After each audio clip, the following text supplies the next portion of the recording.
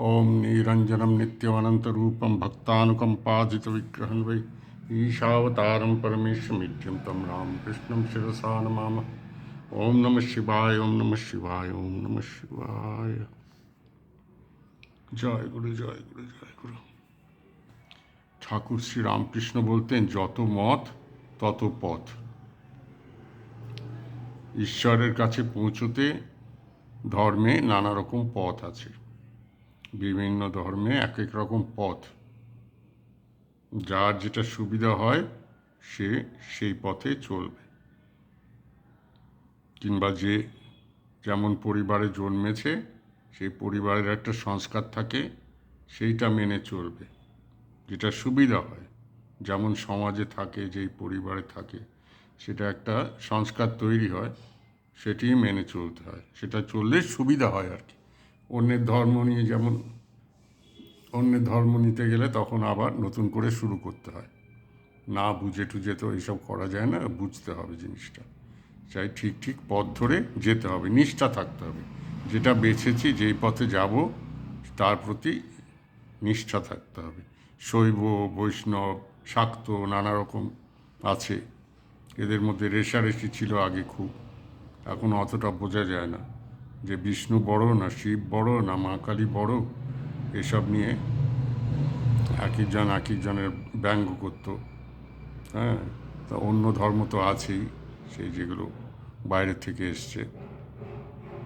এখন যেমন সুবিধা, ঠাকুর বলছেন, মা যেমন সন্তানদের জন্যে যার পেটে যেটা রচে, যার যেমন দরকার, যার দুর্বল শরীর, যার বেশি পরিশ্রম হয়, তার জন্যে যেমন খাবার মা ব্যবস্থা করেন, সেরকমই ধর্মেরও একই ব্যাপার। হ্যাঁ, এমন যে আজকাল প্রায় দেখা যায় নিরামিষ আর মাংসাশী লোক, মাছ মাংস খাওয়া লোক, ওদের মধ্যে হ্যাঁ বিভেদ, অনেক রকম তর্কটা হয়। আসলে যার যেটা দরকার, যার যেটা সুবিধা হয়, স্থান কাল পাত্র এসব দেখতে হবে। আমি যদি নদীর পাশে থাকি, সমুদ্রের পাশে থাকি, মাছটা আমার সুবিধা হবে। মরুভূমিতে থাকলে আমি কি করে মাছ পাবো? এইগুলো দেখতে হবে। কেন, কে, কী কারণে। এগুলো তো একদিনে হয়নি, হাজার হাজার বছর ধরে এগুলো হয়েছে। যেখানে তরি তরকারি হচ্ছে সেখানে শাক সবজি খাবে, সেখানে মাংস খাওয়ার দরকার কী? আর যেখানে শাক সবজি গাছপালা হয় না, সেখানে যা পাবে তাই খাবে। হ্যাঁ, যেমন আমার বন্ধুরা আর্মিতে ছিল, তাদের ট্রেনিং হতো মাওতে, যখন ছিল আর্মির ওদের কমান্ডো ট্রেনিং এগুলো, তখন তাদের পাহাড়ে হয়তো সাপ ধরে কোনো ইয়েতে, কী বলে, মরুভূমিতে রাজস্থানের ওদিকে ট্রেনিং হচ্ছে, সেই পাথরের উপরে কোথাও ফেলে রাখলো, সেটা সূর্যের ইয়েতে যেমন ঝলসে গেল, তখন ওটা খেলো। এভাবে যার যেটা জোটে। যেমন অনেক জায়গায় তো ভারতে এখনও ইঁদুর ধরে খায়, গর্তের থেকে আদিবাসী এমন আছে যে ইঁদুর ধরে ধরে খায়। তাই যার যেটা দরকার, যার যেটা সুবিধা, যার পকেটে যা কুলায়, ওইটা থাকতে হবে। অন্যদের নকল করে তো লাভ নেই। এখন লোকের টাকা বেশি হয়ে গেছে, ওই জন্যে খরচ করছে, পিৎজা বার্গার এটা ওটা খাচ্ছে। পেটের যে সর্বনাশ হচ্ছে সেটা তারা ভাবে না। হ্যাঁ, সব জায়গায় দেখি বিরিয়ানির চল, বিরিয়ানি যেন একেবারে ন্যাশনাল ফুড হয়ে গেছে। হ্যাঁ, আমাদের দেশে ডাল ভাত, যেগুলো সাধারণ জিনিস, যার মধ্যে প্রোটিন আছে, শাক সবজির মধ্যে সবই আছে, কিন্তু সেটা রচে না। অন্য ধর্ম সেরকম জিনিস, অন্যের খাবার তোমার যেটা রোচবে, তোমার শরীরে যেটা সেটাই খাও। তো অন্যদেরটা খাওয়ার দরকার কি? অন্যের ফ্যাশনও আমার দরকার নেই। হ্যাঁ, যেমন অন্যদের নকল করে ফ্যাশন করা, সেগুলোও দরকার নেই। ঠাকুর বলছেন যে মা সবার জন্যে ব্যবস্থা করেন। যার যেমন অবস্থা, যার যার পেটে যেটা সয়, সেইভাবে ধর্মগুলোও আছে। এবং তার মধ্যে সংস্কারও আছে। যেমন দেখা গেছে মেলায় দুটো শিশু হারিয়ে গেছে, একেবারে ছোট্ট শিশু। একটার বাপ মা হিন্দু, আরেকটার বাপ মা মুসলমান। এখন ওগুলো গণ্ডগোল হয়ে গেছে, পরে খুঁজে পেয়েছে, তখন এই মিশে গেছে, একটার জায়গায় অন্যটা গেছে। এইভাবে দুইভাবে মানুষ হয়েছে। যে হিন্দুর বাড়িতে মানুষ হয়েছে সে পণ্ডিত হয়ে গেছে, মুসলমানের ছেলেটা হিন্দুর বাড়িতে মানুষ হয়েছে, সে পণ্ডিত হয়ে একেবারে গোড়া হিন্দু হয়ে গেছে। আর যে হিন্দু ছেলেটা মুসলমানের বাড়িতে জন্মেছে, সে একেবারে গোড়া মুসলমান হয়ে গেছে। হ্যাঁ, সেও একেবারে ওদের যেমন পড়ার নিয়ম টিয়ম আছে, কোরআন টোরান করা সব শিখে গেছে। এরকম দুজন দুই জায়গায়। এখন তাতে সংস্কার একটা ব্যাপার আছে। আমি যেন নিজের কথা বলি, হ্যাঁ, দুটো মেয়েকে আমি মানুষ করেছি। একটি মেয়ে সে মুসলমানদের বাড়িতে জন্মেছে, কিন্তু বাপের অত্যাচারে মা গিয়ে আশ্রয় নিয়েছে হিন্দুর বাড়িতে। সে হিন্দুর মতো মানুষ হয়েছে। আমি তাকে হোস্টেলে দিয়ে তাকে মানুষ করেছি। তাকে খুব ভক্তি, তার খুব আমি দীক্ষা ফিক্ষা দিয়ে ঠিক করেছি। আরেকটি মেয়ে সে মুসলমানের বাড়িতে গেছে, কিন্তু হিন্দুদের মেয়ে। ওর মা আমার কাছে এসছে, বলে মহারাজ এর একটা ব্যবস্থা করুন, অশান্তি হচ্ছে বাড়িতে। আমার কী ব্যাপার? হচ্ছে আসলে ওর মা হিন্দু ছিল, আমার ছিল সখী ছিল। আমার যখন ওর শরীর খারাপ হয় মৃত্যুর আগে আমার কাছে বাচ্চাটাকে দিয়ে গেছে, আমি ওকে মানুষ করেছি আমাদের মতো করে। এখন বাড়িতে অশান্তি হচ্ছে, হ্যাঁ, ওই ওর জামাই যে ঠাকুমা অশান্তি করছে যে হিন্দুর মেয়েকে একটা নিয়ে এসেছি, যে কী হবে ভবিষ্যতে, কী হয় ইয়ে হবে, ওকে একটা আপনি একটু ব্যবস্থা করুন। আমি ওকে নিয়ে আবার হোস্টেলে দিয়ে দুজনকে মানুষ করছি। হ্যাঁ, তারপরে এই মুসলিমদের বাড়িতে যেমন হয়, ওরা তাড়াতাড়ি বিয়ে দিয়ে দিল ধরে, সে এখন অন্য জায়গায় আছে। যাই হোক, এইভাবে বলছি যে সংস্কারের একটা ব্যাপার আছে। কে কোথায় জন্মেছে, কে কী খেয়ে বড় হয়েছে, এগুলো সব ব্যাপার আছে। ধর্ম করে ঠাকুর বলছে যত মত তত পথ। এখন ছাদে উঠতে হলে তুমি সিঁড়িতে উঠতে পারো, বাসে উঠতে পারো, দড়ি দিয়ে উঠতে পারো, তোমার যেটা সুবিধা, তোমার যেমন শক্তি, যা সামর্থ্য। এইভাবে তুমি দক্ষিণেশ্বরে এসছো, তুমি হয়তো গঙ্গা পথে এসছো, কিংবা গাড়ি করে এসছো, পয়সা থাকলে গাড়ি করে এসছো, কিংবা কিছুটা গাড়িতে এসছো অন্যের সাথে শেয়ার করে, তারপরে হয়তো হেঁটে এসছো কিছুটা। এইভাবে লোকের ধর্মের পথে কিন্তু নিষ্ঠা দরকার। যেটাকে ধরবে ওটাকে পুরোপুরি ধরতে হবে, দু হাতে ধরতে হবে। যতদিন না পারো ওই সংসার করছো, এক হাতে ধরে থাকো শক্ত করে, কারণ ঈশ্বর ছাড়া আর কিছু নেই তোমার অবলম্বন। আর শেষমেশ কিছুই নেই। যখন বয়স হবে তখন টের পাবে। যখন গায়ে শক্তি আছে তখন লোকে বলে যে ঈশ্বর ফিশ্বর কী ব্যাপার, আমি নাস্তিক, আমি কিছু মানি না, আমি বামপন্থী, এটা ওটা বলে নানা রকম করে। কিন্তু যখন শেষ সময় আছে তখন দেখবে যে আর কেউ নেই, তখন আমার ওই একজনই আছে যে আমার কথা বুঝবে, আমার সম্বল, যে আমার হয়ে থাকবে। আর কেউ আত্মীয়, ওই গানটা আছে না, ভেবে দেখ মন কেউ কারো নয়, হ্যাঁ, মিছে ভ্রম ভূমণ্ডলে, ভুলো না দক্ষিণা কালী। এইভাবে ওই জন্য ঈশ্বরকে ধরে থাকতে হয় খুঁটির মতো। বাচ্চারা যে ঠাকুর বলতেন, বাচ্চারা, গ্রামের বাচ্চারা খুঁটি ধরে ঘুরতে থাকে, বনবন করে ঘুরে, ওই খুঁটিটা ধরে থাকতে হবে। তারপরে যাতা কলে, হ্যাঁ, যে কবিরও বলেছে যে যাতা কলে যে গম টম পেশা হয়, তখন যেগুলো মাঝখানে ওই খুঁটিটার কাছে থাকে তার সেগুলো ভাঙে না, সেগুলো গোটা থাকে, অন্যগুলো একেবারে পিষে শেষ হয়ে যায়। ওই খুঁটিটাকে ধরে থাকতে, খুঁটিটাকে ধরে থাকলে অসুবিধা হয় না। ওই জন্যে ধর্মের ব্যবস্থা, তুমি নিজেকে, ওই খুঁটিটা মানে আর কি, নিজেকে ধরে থাকা। হ্যাঁ, লোকে তো নিজে একা থাকতে ভয় পায়, কিন্তু নিজের ভিতরে যেটা আছে সেটাকে জানতে হবে। আর নিজেকে জানাই হলো ঈশ্বরকে জানা। ঈশ্বর কোথাও অন্য জায়গায় কোথাও নেই যে স্বর্গে বসে করছে, হ্যাঁ, তার যে প্রজা আছে ওখানে গিয়ে সালাম দিচ্ছে, এসব কিছু ব্যাপার না। হ্যাঁ, ঈশ্বর সব জায়গায় আছেন। সেই এখানে চাঁদে, যে কোনো গ্রহ যাও, যেখানে ব্রহ্মাণ্ডে, যেখানে যেখানে তুমি যাবে সেখানেই ঈশ্বর আছে। এই হলো ব্যাপার। ঈশ্বর সঙ্গে সঙ্গে আছেন সব সময়, হ্যাঁ, আছেন। আর তুমি যেমন কর্ম করবে তার ফল তোমাকে ভোগ করতে হবে। সেই কর্মফল কোথাও যাবে না, তোমাকে ভোগ করতে হবে। ওই জন্য বলছেন ঈশ্বরের উপর নির্ভর করো, তিনি যা করান। যেমন শরীরের অঙ্গ প্রত্যঙ্গ আছে, ওগুলো যেমন নিজে নিজে কাজ করে যাচ্ছে, ওদের বলতে হচ্ছে না, চুপচাপ কাজ করে যাচ্ছে। আমাদেরও ওরকম কাজ করে যেতে হবে, যেমন আমাদের বলছে, আমাদের ভেতর থেকে যেটা আসছে সেইটা করতে হবে। যার যেমন টেন্ডেন্সি, এই টেন্ডেন্সিগুলো গীতায় দেয়া আছে, কার সত্যগুণ, কার রজগুণ, কার তমগুণ।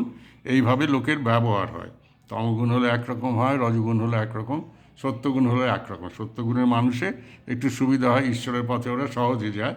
অন্যদের একটু কষ্ট হয়, ওদের একটু আড়ম্বর বেশি, একটু বলি টলি দিতে ভালোবাসে, খাওয়া দাওয়া রাজসিক এগুলো হয়ে যায়। কিন্তু সত্যগুণে যে সিধা সাদা থাকে, যা পাচ্ছি ওই খাচ্ছি, কোনো আমার শো নেই সাজগোজে, কোনো কিছুতে আমার দেখাবার কিছু নেই, আমি নিজে নিজে থাকি, ঠাকুরের নাম করি, শাক ভাত খাই। এইভাবে ঠাকুর মাকে বলেছিলেন যে আমি যখন থাকবো নি তখন তুমি কামা পুকুরে গিয়ে একটু শাক বুনবে আর ওই খাবে, কারো কাছে যেন হাত পেতো না। হ্যাঁ, এটা লোকের কাছে যেন কারোর উপর নির্ভর করতে নেই, যে আমি যতটা পারবো। স্বাবলম্বী হতে হবে। স্বাবলম্বী হওয়াটা বড় জিনিস কিন্তু। স্বাবলম্বী হলে অনেক দুঃখ কষ্ট অপমান থেকে বেঁচে যাওয়া যায়।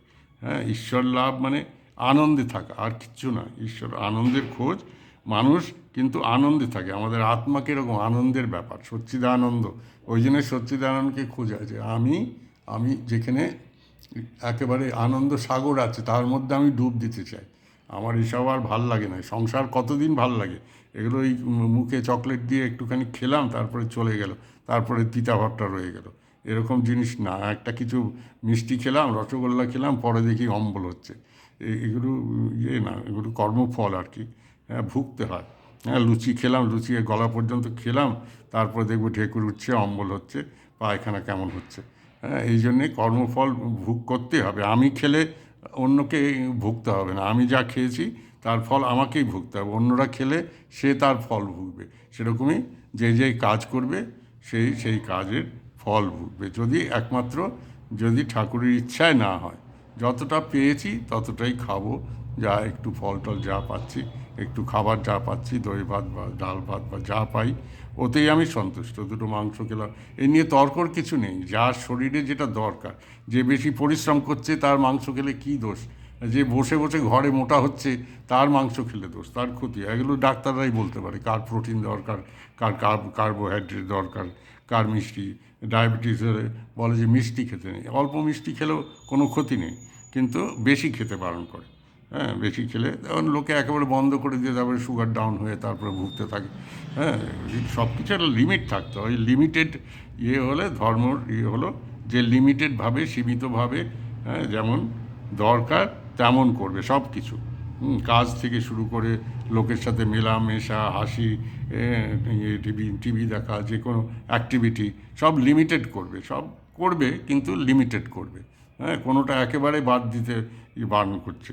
হ্যাঁ, যে সব করতে হবে না তোমাকে।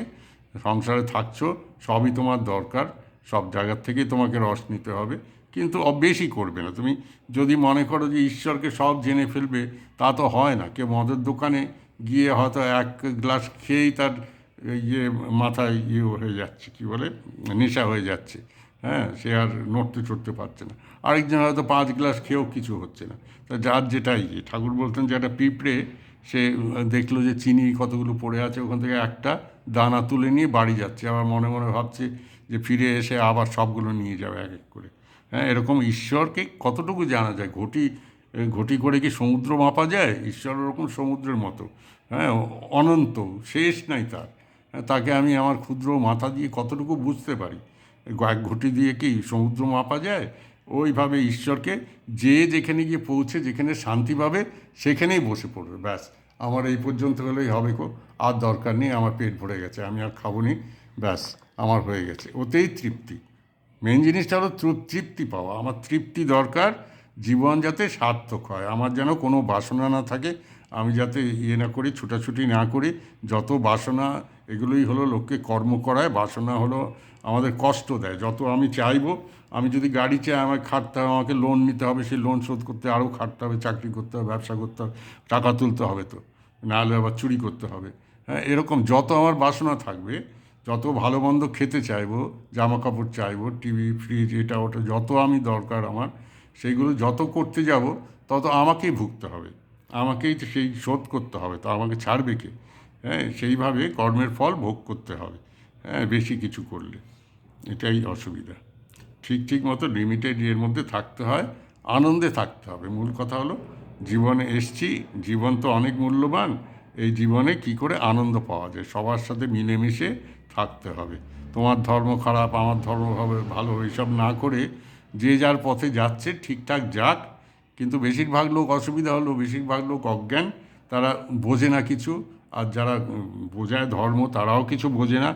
উল্টোপাল্টা কথা বললাম না, সেই শাস্ত্রের মধ্যে বালি আর চিনি মেশানো আছে। কোনটা চিনি কোনটা বালি কেউ বোঝে না। হ্যাঁ, কী নিয়ে টানাটানি করছে। হ্যাঁ, কি বলি প্রথা ঠিক কি না, মাংস খাওয়া ঠিক কি না, কে নিরামিষ খাচ্ছে, কে করছে, শাক ভাত খাচ্ছে, এইসব নিয়ে তর্কাতর্কি, এগুলো সব অবান্তর। এগুলো ধর্মের পথে কিছু যায় আসে না। তুমি মাছ মাংস খাও, আর পড়াশোনা বা কী?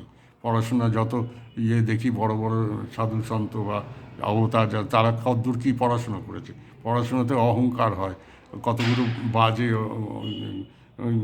জ্ঞান এগুলো অর্জন হয়, কী হয় ওতে কিছু কাজ হয়তো পাওয়া যায়, তার চেয়ে বেশি তো নয়। তাও বেশিরভাগই দেখা যায় যে কলেজ যারা পড়েছে সে চাকরি জীবনে আর কাজেই লাগলো না। হ্যাঁ, এইভাবেই তো হচ্ছে। হুম, তাই ঠিক ঠিক থাকতে হবে, ঠাকুরকে ধরে থাকতে হবে। যে ঠাকুরকে ধরে মানে নিজেকে ধরা, যে আমি একা, আমি যাতে আনন্দে থাকতে পারি, আমার আর কারো দরকার নেই গো, আমি একা থাকবো, আনন্দে থাকবো। হ্যাঁ, যতটুকু দিব্যি, যত সমাজে আছি বলে যতটুকু আমি করতে হবে, দায়িত্ব পালন করা বা অন্যের সাহায্য করা, সেইটুকু করতে হবে।